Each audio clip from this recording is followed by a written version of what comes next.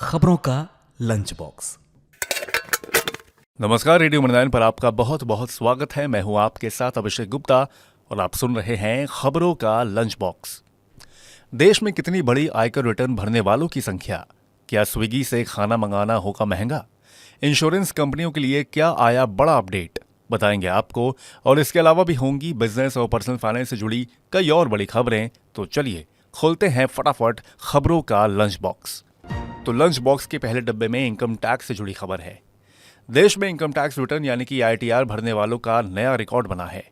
ITR भरने वालों की संख्या पिछले 10 साल में दोगुना से अधिक होकर 7.78 करोड़ पर पहुंच गई है। केंद्रीय प्रत्यक्ष कर बोर्ड ने मंगलवार को प्रमुख आंकड़े जारी करते हुए कहा कि वित्त वर्ष 2022-23 में 7.78 लाख आयकर रिटर्न भरे गए। ये 2013-14 में भरे गए 3.8 करोड़ आयकर रिटर्न के मुकाबले 104.91% ज्यादा है। इसी अवधि में नेट डायरेक्ट टैक्स कलेक्शन 2022-23 में 160.52% बढ़कर 16,63,686 करोड़ रुपए रहा, जो 2013-14 में 6,38,596 करोड़ रुपए था। सरकार ने 2023-24 के बजट में डायरेक्ट टैक्स से 18.23 लाख करोड़ रुपए जुटाने का लक्ष्य रखा है। ये पिछले वित्त वर्ष में जुटाए गए 16.61 लाख करोड़ रुपए के मुकाबले 9.75% ज्यादा है। अब फूड डिलीवरी प्लेटफॉर्म स्विगी से खाना मंगाना थोड़ा सा महंगा होगा। आईपीओ लाने की तैयारी के बीच स्विगी अपनी प्लेटफॉर्म फीस बढ़ाने की तैयारी कर रही है।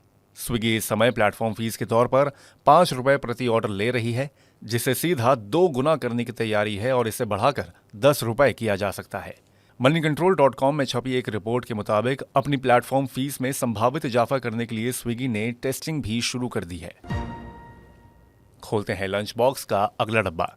दिल्ली विकास प्राधिकरण यानी कि डीडीए के फ्लैटों की ई नीलामी का दूसरा चरण शुरू हो गया है। घर खरीदने के इच्छुक लोग 29 जनवरी शाम 6 बजे तक डीडीए की वेबसाइट पर जाकर रजिस्ट्रेशन कर सकते हैं। इन फ्लैटों की ई नीलामी 5 फरवरी को शुरू होगी। इस बीच पहले चरण की ई नीलामी के दौरान जो लोग फ्लैट बुक नहीं कर पाए थे, डीडीए की ओर से उनका बयाना राशि वापस की जा रही है। डीडीए के मुताबिक उसने रिकॉर्ड समय में बोली लगाने वालों की बयाना राशि वापस की है। भारतीय कंपनियों को 5,000 अरब डॉलर की अर्थव्यवस्था का लक्ष्य हासिल करने का भरोसा है। डेलॉयट के बजट से पहले किए गए एक सर्वे में ये बात सामने आई है। भारतीय उद्योग जगत ने कहा कि बुनियादी ढांचे में निवेश, अतिरिक्त नीतिगत सुधार और उन्नत टेक्नोलॉजी को अपनाने के लिए केंद्र सरकार से मिल रहे समर्थन से उन्हें इस बात का पूरा भरोसा है कि भारत की अर्थव्यवस्था 5,000 अरब डॉलर की बन जाएगी।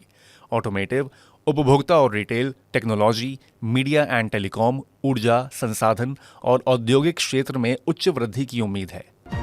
अब बढ़ते हैं अगली खबर की ओर। एलन मस्क की कंपनी स्टारलिंक जल्द ही भारत में अपनी सैटेलाइट इंटरनेट सर्विस शुरू कर सकती है। कंपनी को इस हफ्ते भारत सरकार से मंजूरी मिलने की उम्मीद है।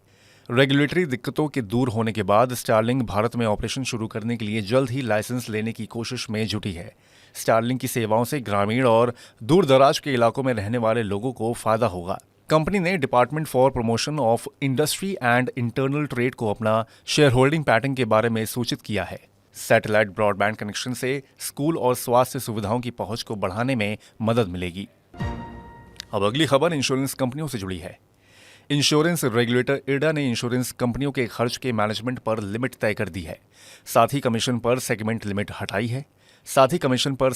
लिमिट हटाई है। इरडा ने इस बारे में नोटिफिकेशन जारी किया है। नए नियम 1 अप्रैल 2024 से लागू होंगे। इरडा की ओर से जारी नोटिफिकेशन के मुताबिक नियामक ने कमीशन पर सेगमेंट लिमिट हटा दी है। नए नियम के मुताबिक जनरल इंश्योरेंस कंपनी कुल 30% कमीशन दे सकती है। इसी के साथ हम लोग आ गए हैं लंच बॉक्स के आखिरी डब्बे में।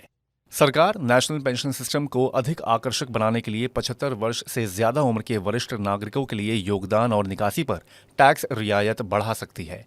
पीएफआरडीए ने कंपनियों के योगदान पर टैक्सेशन के मामले में एनपीएस और ईपीएफओ के बीच समानता लाने की मांग की है। अभी ईपीएफओ और एनपीएस में नियोक्ता के योगदान में असमानता है। एनपीएस में कॉरपोरेट के 10% तक के योगदान को टैक्स से छूट मिली है, जबकि ईपीएफओ के मामले में यह 12% है। 1 फरवरी को पेश होने वाले अंतरिम बजट में एनपीएस से जुड़ी कुछ घोषणाएं हो सकती हैं।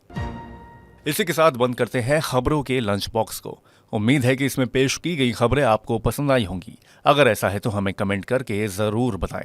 बाकी बिजनेस और पर्सनल फाइनेंस से जुड़ी और खबरों के लिए सुनते रहिए रेडियो मनी 9 और डाउनलोड कर लीजिए हमारे मनी 9 ऐप को। हमेशा की तरह मैं हूं आपके साथ अभिषेक गुप्ता। अभी लेता हूं विदा। धन्यवाद। खबरों का लंच बॉक्स।